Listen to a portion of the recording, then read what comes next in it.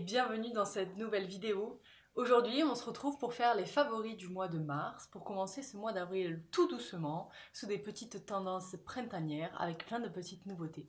On commence directement par les favoris green. Alors, je vous propose de commencer ce favori green par un bouquin de quelqu'un dont je vous ai déjà parlé sur les favoris. Il s'agit du Frenchy Gardeners qui a écrit, je crois que c'est son deuxième bouquin, qui s'intitule Tomates et basilic au 5e étage. Et je trouve ça super cool parce qu'en fait, il y a beaucoup de livres aujourd'hui sur le potager et surtout le balcon. Et ce qui est cool, c'est qu'on a un aperçu en fait des différentes saisons, de comment peut évoluer ton petit potager nourricier sur ton balcon. Que tu aies un grand ou un petit espace, en fait, ce n'est pas ça qui compte, c'est juste le fait de connaître ton exposition et de réussir à savoir comment cultiver et quels légumes cultiver. J'ai beaucoup aimé le livre de Patrick, en sachant que je le suis déjà sur les réseaux sociaux, et sur les réseaux sociaux c'est déjà une source d'infos super intéressante, surtout qu'il y parle aussi de compostage, de façon de réutiliser l'eau, enfin il y a plein de pratiques écologiques, sympathiques et simples à faire à la maison qui sont recommandées dans son livre. Donc voilà, si jamais vous voulez trouver ce bouquin, il me semble qu'il est disponible partout et il est des éditions Larousse. Et d'ailleurs, je le remercie parce qu'il me l'a envoyé, que je puisse le lire. Ensuite, pour ce deuxième favori green, je vous propose de revenir avec un petit peu de céramique, sinon ce serait pas un favori green finalement. Alors, il s'agit de l'univers de Mio Céramique. C'est une jeune italienne qui s'appelle Laura et qui fait de la céramique à la maison. Et ce que j'ai beaucoup aimé dans son travail, c'est très fleuri comme univers. Je pense que vous commencez à connaître mon amour pour la céramique et les céramistes qui font des créations qui sont très fleuries. C'est très coloré aussi. Finalement, c'est quand même rempli de motifs. Mais il y a un petit peu... Je saurais pas comment vous le dire. Il y a des objets qui sont un peu plus en 3D. C'est-à-dire qu'une tasse lambda... Elle a la forme de la tasse, il y a la petite anse pour la tenir et elle y fait ressortir des éléments comme des petits papillons par-dessus ou sur les côtés de la tasse ou sur les assiettes, des petites fleurs. Voilà, il y a un peu plus d'éléments 3D en fait qui sont en plus de l'objet classique, on va dire. Et j'ai beaucoup aimé son travail pour ça. En plus, elle a des tons qui sont assez naturels et pastels comme le bleu, le rose, le jaune. Des fois, elle mélange un peu tout ça. Et bref, voilà, j'ai beaucoup aimé. L'avantage, c'est que toujours des petites tasses comme ça, ou des petits pots, ou des genres de mugs, mais en fait, ça peut aussi devenir des cache-pots, et ça peut amener un caractère de ouf à une plante qui finalement était juste dans un pot lambda. C'est pour ça que j'aime bien vous parler de céramistes lors des favoris. C'est pour ça que je voulais vous parler du travail de Laura. Ensuite, sur les réseaux sociaux, il y a un compte qui s'appelle Glu, G-L-L-U. Il partage des créations qui sont faites à la main en France, c'est souvent du travail du bois.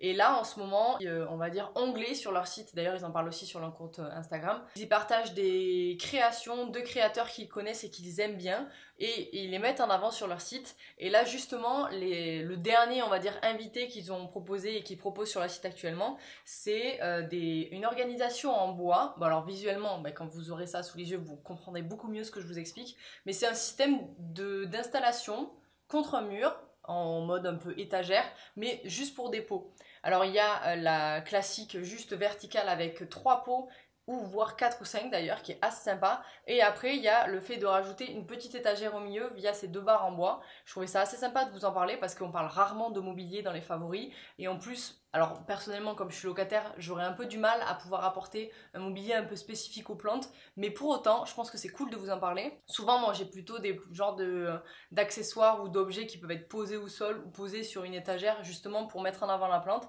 Mais quand il y a des choses sympas qui se font comme ça, qui peuvent être accrochées au mur juste pour mettre en avant une plante, je trouve que c'est assez cool d'en parler. Et en gros, le but c'est végétaliser son mur et gagner de l'espace. Donc rien que pour ça, rien que pour l'optimisation. Donc c'est cool aussi parce que c'est fait en France par des créateurs français. Il y a un système d'accroche qui est assez innovant. Donc voilà, ils appellent ça des X-Pots et c'est réalisé dans le Jura, donc c'est cool. Pour terminer ces favoris green, ça me tenait à cœur de vous parler d'une créatrice lyonnaise. Alors pour le coup, si vous avez suivi mes vlogmas de l'année dernière, donc 2022, vous avez pu voir son travail dès l'épisode 3, il me semble. C'est Atelier Lyonnais. Donc c'est Marie qui crée des petits objets miniatures en fait et qu'elle décline en bijoux et je trouve ça super.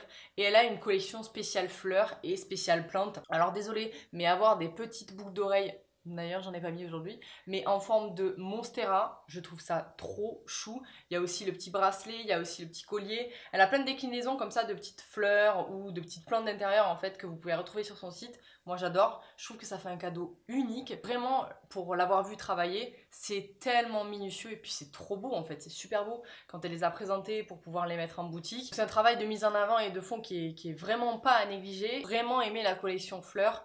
Et voilà, je voulais vous en parler. La boucle d'oreille lavande, par exemple, je la trouve trop belle. Ou alors la collection tulipe aussi, c'est trop beau. Bref, allez voir ce travail si ça vous intéresse. Moi, j'adore. C'est très joli, c'est très minutieux et en plus, c'est une lyonnaise, donc très bien. Et maintenant, on va passer aux favoris lifestyle. Alors, dans ces favoris, j'ai trouvé, je crois que c'était dans mon flux un petit peu de découverte, une meuf qui fait du do-it-yourself via du upcycling. Alors elle s'appelle Alicia et elle est parisienne je crois. Et en fait ce qu'elle montre, elle montre différents tutos et ce qui est trop rigolo c'est qu'elle te montre l'objet cher que tu pourrais retrouver en magasin et elle ce qu'elle en a fait en faisant l'objet elle-même à la main. Je trouve ça super intéressant comme truc. Alors moi qui suis pas du tout bricolo, c'est marrant que j'ai été attirée par ce genre de truc. Juste le principe d'économiser et de pouvoir réaliser soi-même l'objet, je trouve que c'est super. J'aurais peut-être pas la dextérité, mais je crois et je suis sûre que parmi vous, il peut y en avoir qui peuvent faire ça.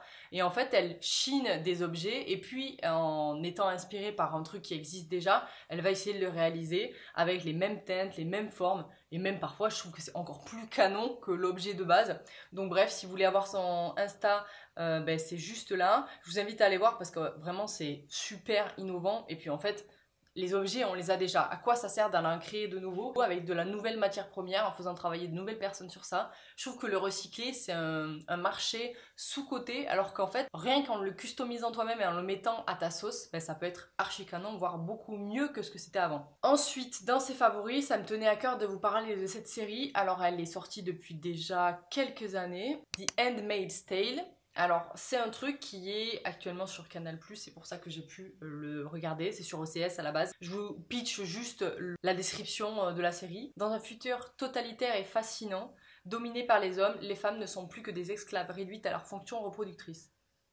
Ça donne le là. Tu vois. Alors de base, ça m'attirait pas trop. J'avais des potes qui m'en avaient parlé il y a quelques années. Et en fait, le fait de retrouver cette série-là, je me suis dit, vas-y, lance-toi. C'est une série dramatique. Hein, et puis, ça te met pas dans un mood de folie. Hein. Ce qu'il faut savoir, c'est que c'est assez déprimant. C'est violent. Et puis, en fait, ça t'ouvre les yeux sur la catastrophe mondiale que les femmes seraient réduites au néant. Ce qui est déjà en train de se passer dans certains pays du globe. Hein. C'est ça qui est flippant, en fait. Et en plus, suivant comment évoluent les choses, c'est possible que ça arrive aussi dans des pays qui sont limitrophes à notre endroit de vie, voire même aux États-Unis en fait. Donc le fait que ça ait été aussi futuriste et aussi préventif, c'est intéressant et flippant à la fois parce qu'il y a des endroits, c'est déjà en train d'arriver, c'est-à-dire que tu n'as plus le droit de choisir si toi-même tu as le droit d'avorter ou pas, c'est les hommes qui doivent choisir. Voilà. Bon, ça met pas un good mood, on est d'accord, mais en fait, la résistance, en fait, la force des femmes existera toujours et on se débrouillera toujours pour essayer de vivre. Là, je suis à la saison 3. Punaise, j'avais pas vu, il y en avait 5. Et il y a un peu une lumière d'espoir à ce moment-là. Bon, je spoil pas si vous voulez la regarder. Si vous l'avez regardée, ça me ferait plaisir d'avoir votre avis. Et ne me spoilez pas, vu que je suis que à la saison 3. Mais vraiment, très déprimant au début. Et finalement, je me suis dit, ok, en fait, il y a peut-être une lueur d'espoir, même dans le pire monde, en fait. Pour revenir sur un peu de douceur, il semble que c'est un artiste illustrateur. C'est rigolo parce qu'il y a des artistes comme ça qui sont assez mystérieux et tu n'arrives pas à savoir quel genre de personnes ils sont. Et en même temps, c'est leur art parle pour eux. C'est Making Shit sur Insta et c'est des petits bonhommes qui ont des expressions, qui font des acrobaties. C'est des petits bonhommes blancs sur fond coloré avec une petite catchline en anglais et c'est trop drôle. Enfantin et en même temps un peu inspiré japonais au niveau des expressions, très good vibes même si les phrases elles sont pas très positives finalement, c'est assez rigolo. I'm so happy we met avec un petit bonhomme comme ça. All your trauma is just character development for your happy ending avec une personne qui se retourne et fait wouhou.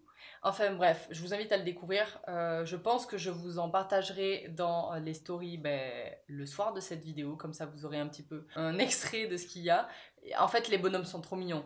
Et puis, ils te donnent une good vibes, même si le mood de base, il est pas bon. Je voulais vous partager ce petit conte parce qu'il est trop chou et qu'il met un peu de baume au cœur. En mais il fait des packaging et des stickers, c'est trop choupi. Bah écoutez, si vous voulez aller lui donner de la force, bah il a un e-shop, il ou elle a un e-shop. Enfin bref, voilà.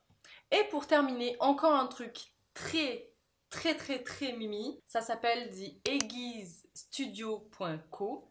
Alors pour le coup, il ou elle est basé au Canada, c'est trop drôle parce qu'ils appellent ça le Eggies. Pareil, je ne sais pas si c'est un garçon, je ne sais pas si c'est une fille. Au vu du mood, de l'inspiration, de la créativité et tout, je dirais que c'est une meuf. D'ailleurs, elle a des petites mains un peu fines, donc on va dire que c'est une nana. Écoutez, si c'est un gars, je suis navrée. Et c'est très inspiré Japon. Ce sont des petites assiettes en fait. Argile sèche à l'air. Ok.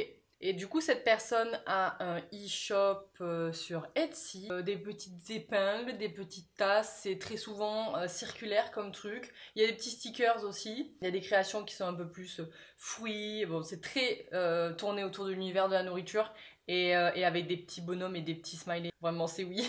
Il y a des petits animaux aussi, des animaux, de la nourriture, voilà.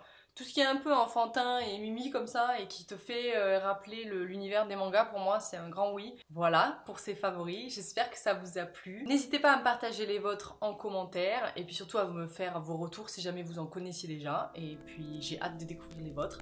Encore merci d'avoir regardé cette vidéo et puis on se dit à la prochaine. Salut!